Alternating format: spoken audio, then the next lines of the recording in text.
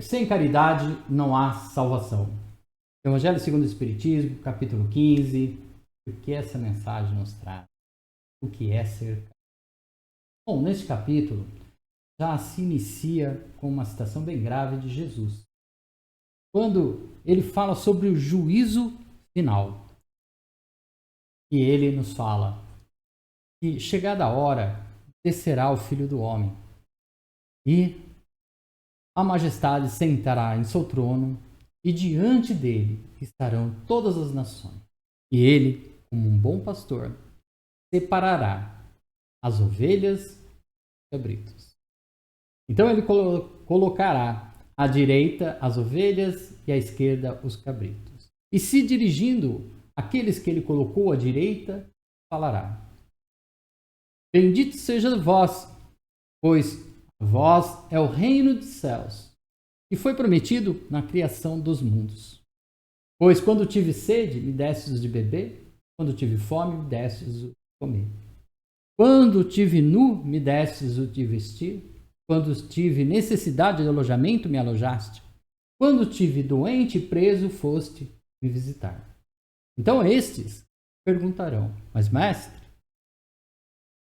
quando foi que o vimos tendo sede, fome, e demos-o de comer e de beber? Quando foi que o vimos nu e o vestimos? Quando foi que o vimos com a necessidade de alojar e o alojamos? Quando foi que o vimos doente e preso e fomos te visitar? E ele responderá: Quando fizestes aos mais simples, aqueles mais necessitados, fizestes a mim. Logo em seguida, ele se dirigirá aos que ele colocou à esquerda e falará: Malditos, saiam de minha presença. A vocês o fogo do inferno, assim como o diabo e seus anjos. Pois quando tive sede, não me destes o de beber, quando tive fome, não me destes o de comer. Quando tive nu, não me vistes, quando tive necessidade de me alojar, não me alojaste.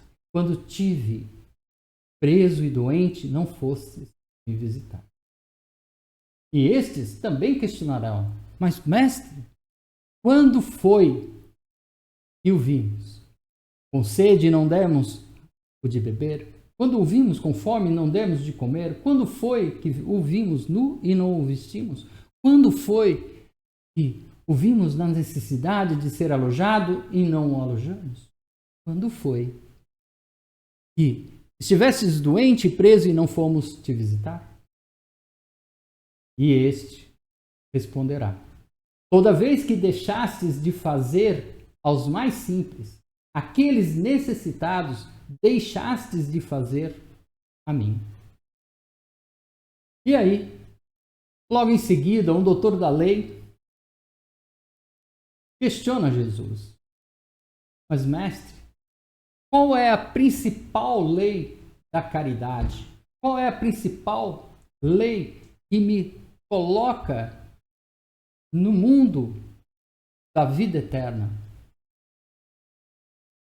E Jesus então o questiona: O que está escrito na lei? O que você viu na lei? E ele responde: Amar a Deus sobre todas as coisas, com todo o meu esforço e amar ao meu próximo como a mim mesmo. Então Jesus lhes responde: Faça isso e a vida eterna será sua. Mas o doutor da lei, querendo ser justo, querendo aparentar a justiça, questiona Jesus: Mas quem é o meu próximo? Então Jesus continua: Descia um homem para Jerusalém, quando foi tomado de assalto e foi roubado e teve o seu corpo coberto de feridas e jogado em uma vala à beira de um caminho. Descendo, um doutor da lei, ao ver aquele homem na vala, trocou de lado e seguiu em seu caminho. Desceu um levita, que também é um sacerdote. E ao olhar para aquele homem na vala todo machucado, também mudou de caminho e seguiu em frente. Logo após, veio um samaritano, e vendo aquele homem jogado na vala, se comoveu por ele. Seguiu até ele, derramou óleo e vinho em suas feridas e o enfaixou. Logo em seguida o transportou para a hospedagem e cuidou dele.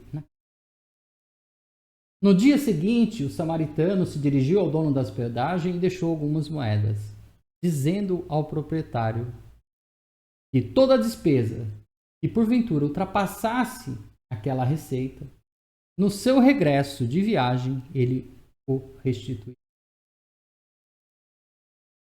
E aí, Jesus conclui, perguntando ao doutor da lei, quem é o mais próximo daquele que necessitava de auxílio? Então, o doutor da lei, aquele que foi misericordioso. O que essa mensagem nos traz?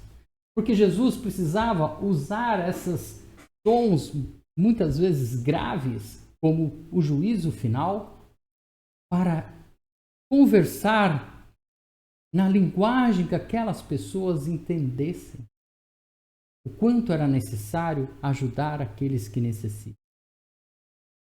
Passado 2000 anos, a gente ainda procura entender como podemos ajudar o próximo.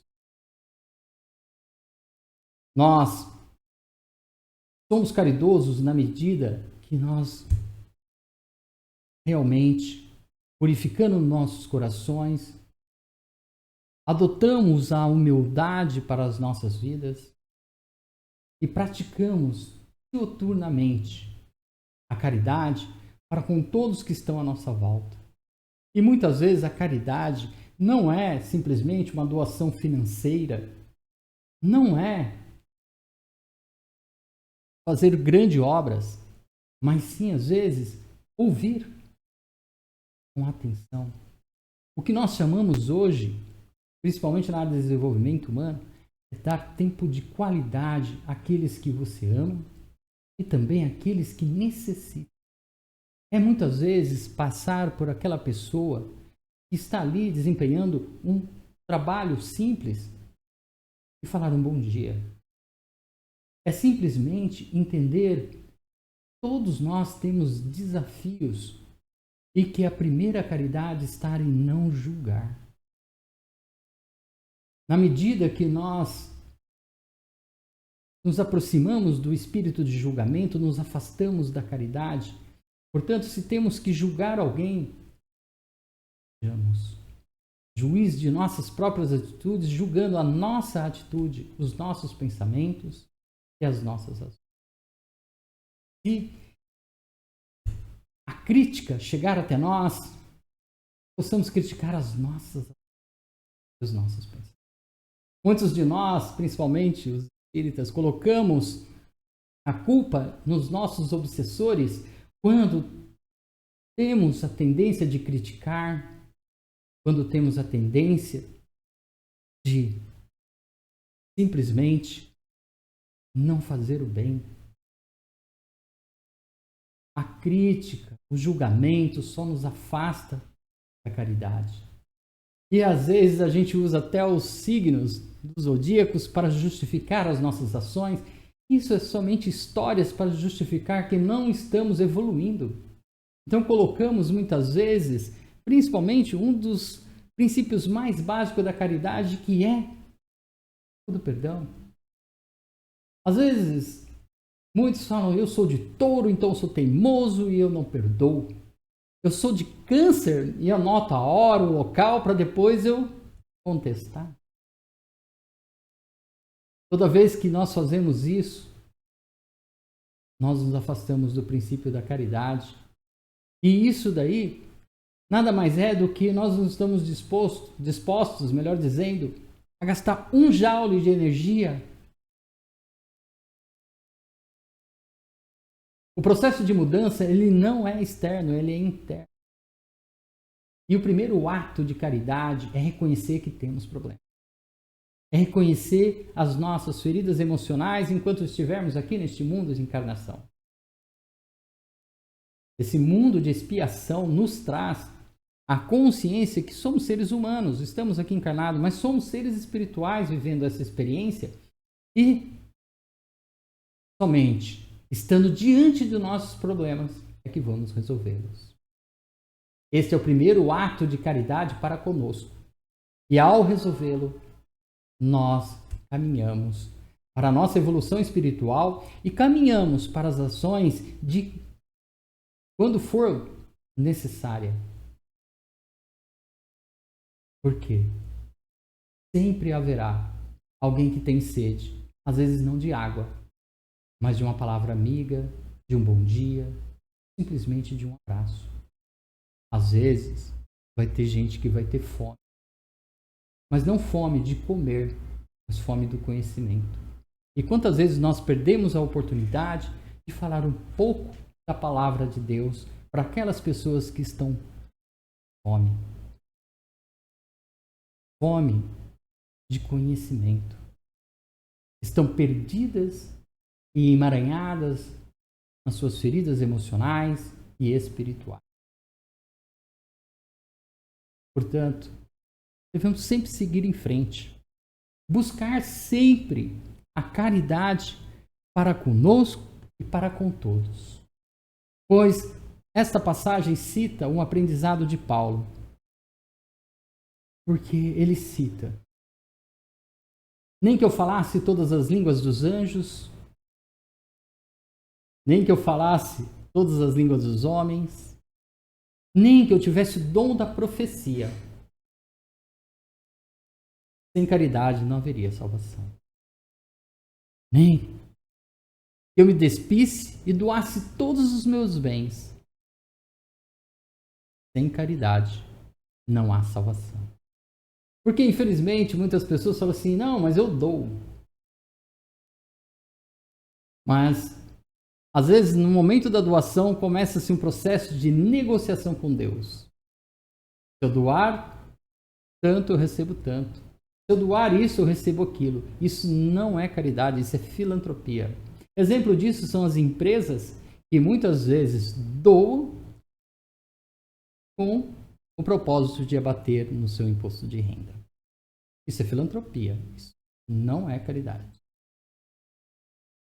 Estudos nos mostram que quando nós exercemos a caridade, aqueles que nada pode nos retornar, nós ativamos um hormônio chamado ocitocina. Ela é responsável pelas conexões familiares. E estudos mostram que quando fazemos essa doação a pessoas que não conhecemos, nós estamos doando para uma grande família sistêmica, que é a família espiritual. Quanto mais nós exercitamos isso, mais nós nos tornamos felizes, mais nós nos aproximamos de Deus. Quando Jesus usa as figuras graves, como do juízo final, ele nada mais quer que conversar com aqueles que entendiam somente aquela ação de palavras. Não tinha como ele fazer diferente. Muitas pessoas são compelidas a mudar quando têm medo. Há um ditado que diz que nós mudamos ou pelo amor ou pela dor. Seria tão bom se nós tivéssemos a consciência que pelo amor é mais fácil, é mais suave. Porque pela dor, todos nós vamos passar. Em Jó tem uma passagem que diz: a terra é um lugar de trabalho, de labuta. Nós trabalhamos como servos do Senhor à espera da recompensa. E Jesus já nos disse que a terra é um lugar onde haverá aflição. Portanto, quanto mais nós nos preparamos para enfrentar as nossas dores, mais nós somos caridosos conosco e mais propenso a praticar a caridade estamos. Em relação ao espírito de julgamento, eu trago uma experiência. Em certa vez, alguns meses, eu trabalhei junto com o pessoal de um centro espírita doando alimentação na rua. Então a gente ia até esse centro espírita, a comida já estava pronta, a gente só acondicionava nas marmitas, colocava nas caixas de isopor, fazia uma oração e saíamos para distribuir, depois de separar as equipes. Ali foram alguns dias, mas de grande aprendizado. Primeiro, não julgar. Eu trabalhei 30 anos na segurança pública, convivi com vários tipos de pessoas, desde estes moradores de rua até altas autoridades. E ali foi um grande aprendizado que eu tive para a minha vida. Porque nos primeiros dias você não tem muita conexão, mas ao longo dos dias, você vai uma semana, vai na outra, você começa a conhecer a história de cada um daqueles e saber o ponto que eles ficam. E aí você descobre que uns estão ali por opção, outros porque são viciados em álcool, em drogas, outros porque a família colocou na rua justamente por alguns vícios ou por alguns problemas. E aí acabaram se desencadeando, melhor dizendo, indo para o lado do vício. E no momento que você se despe de todo espírito de julgamento, que nós chamamos aqui no mundo espiritual, segundo os espíritas, né, dos obsessores, que fica ali, critica, por que ele está aí, você não deve... E aí quando eu ouço, às vezes, alguma pessoa fala assim, você não deve dar alimentação para quem está na rua, porque você acostuma mal essas pessoas. Aí eu volto lá naquela fala do início, quando eu tive fome e desse de comer. Quando eu tive sede, desse de beber. Quando eu tive nu, desse. E aí, até quando a gente vai querer justificar a nossa desumanidade por conta de falar que eu dou, eu estou acostumando mal aquelas outras? Se fosse assim, essa casa não doaria cesta básica. Se fosse assim, em tempos passados, essa casa não faria alimentação e distribuiria, como era feito antes da pandemia, às quartas-feiras. Se nós fôssemos pensar que realmente cada um faz as suas escolhas, assume a responsabilidade por elas, isto é uma grande verdade. Quem sou eu? A ordem do dia. Se eu tiver que julgar alguém, que eu julgue as minhas atitudes, os meus pensamentos. Se eu tiver que criticar alguém, que eu critique os meus pensamentos, as minhas atitudes. E aí muitos de nós colocamos a seguinte questão.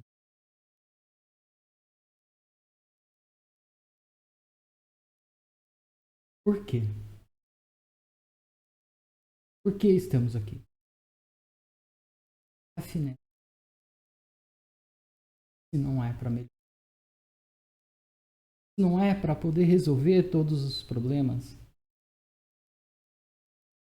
Uma das principais caridades é o perdão. E por que nós temos dificuldades de superar isso?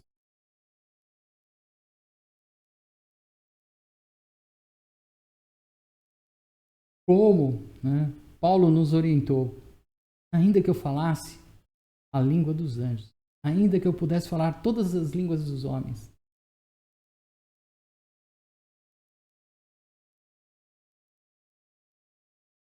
o grande mandamento que Jesus nos deixou, amar a Deus sobre todas as coisas, é o seu próximo como a ti mesmo. Aí eu faço péssimo. Amar ao próximo é entender a linguagem de amor dele e praticar.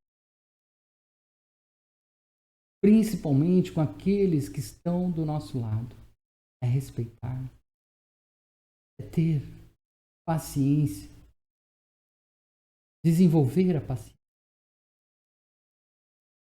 A filosofia estoica, ela nos traz um grande conhecimento. Provém de Aristóteles, Epiteto, e ela nos traz: pratique a humildade espontaneamente. Seja espontâneo, seja intencional. Mas, infelizmente, muitos se contradizem em sua própria fala quando falam: eu tenho orgulho de ser humilde. Quando fala isso para mim, eu falo assim: acabou de perder a sua humildade.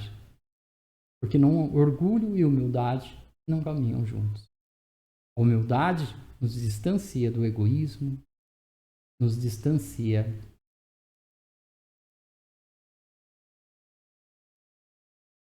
de tudo que afasta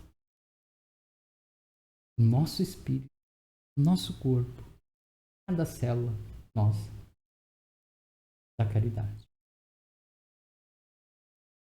Estudos nos mostram que ser caridoso é proporcionar a felicidade a nós e aos outros.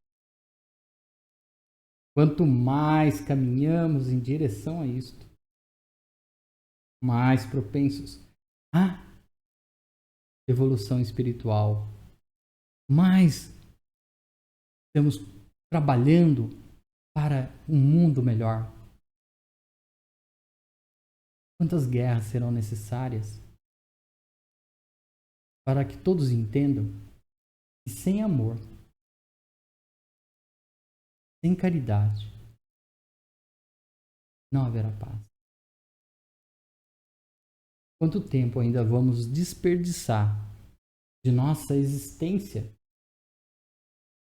buscando um sentido para a nossa vida? Está tudo decodificado na Bíblia, no Evangelho segundo o Espiritismo e em todas as doutrinas. Qual é o nosso ativo mais precioso? Nosso ativo mais precioso. Alguém tem conhecimento de qual é o nosso ativo mais precioso? Nosso ativo mais precioso é o nosso tempo. A pergunta é: como estamos gastando este ativo? Maratonando uma série da Netflix ou buscando conhecimento? Perdendo tempo em criticar uma sociedade, um governo, ou nos depurando de nossas feridas emocionais e trabalhando na seara do Senhor? Que decisões nós podemos tomar hoje para construir um mundo melhor? Quais decisões nós podemos tomar em nossas vidas, dia após dia, para seguirmos em frente? E hoje, eu pergunto: o que faremos hoje para sermos caridosos? Ao sairmos daqui e chegarmos em nossa casa, não é entrar no computador e fazer uma doação para uma instituição. Não, não é. Não precisa. Nós sabemos que simplesmente, ao nos recolhermos, dobrar o nosso joelho e orarmos. Orarmos com fé para os doentes que estão nos hospitais. Orarmos com fé para aqueles que estão reclusos, que perderam sua liberdade. Não cabe a nós julgar se são inocentes ou culpados, mas orar para que seus espíritos se curem e os seus corpos sejam restabelecidos. E que, por mais que eles estejam presos, eles têm a liberdade, escolha de seus pensamentos. Então oremos para que Deus possa orientar os espíritos de luz, que estes também possam orientar a escolha dos pensamentos daqueles que... Pois assim, nós estaremos praticando com uma grande caridade. Porque não há necessidade, muitas vezes, de irmos fisicamente, mas podemos ir em oração. E nós sabemos o poder da oração. Porque quando estive preso e doente, fostes me visitar. Essa cobrança, este julgamento não será da forma figurada como foi nos apresentado. O grande juiz que vai nos julgar está dentro de nós, é a nossa culpa. É ela que vai julgar cada ação, cada decisão. Por isso que muitas vezes nós nos deparamos com grandes dilemas quando fazemos escolhas erradas. E não precisa de ninguém apontando o dedo para nós. A nossa própria consciência nos. Quando temos o mínimo de consciência. E se isso não for o bastante, se nós não tivermos este julgamento interno, automaticamente passar para o mundo espiritual, nós seremos cobrados. Como? Encarnando novamente. Para superar as nossas falhas. Se você gostou desta mensagem, chegou até aqui, compartilhe com as pessoas que você gosta e que necessitam da caridade em suas vidas. Tudo de bom, a paz do Senhor seja com todos vocês. Que possamos lutar em oração como guerreiros do Senhor para que nossa casa de oração seja um ponto de luz brilhando forte no universo. E ao sairmos daqui, esta luz se resplandeça em nossos lares, afastando tudo que possa nos causar mal. Orientando os espíritos obsessores para que sigam seu caminho e procurem a luz. Assim estaremos contribuindo para todos que necessitam, pois estes são os pequenos de Jesus. Muito obrigado a todos. Compartilhe este vídeo.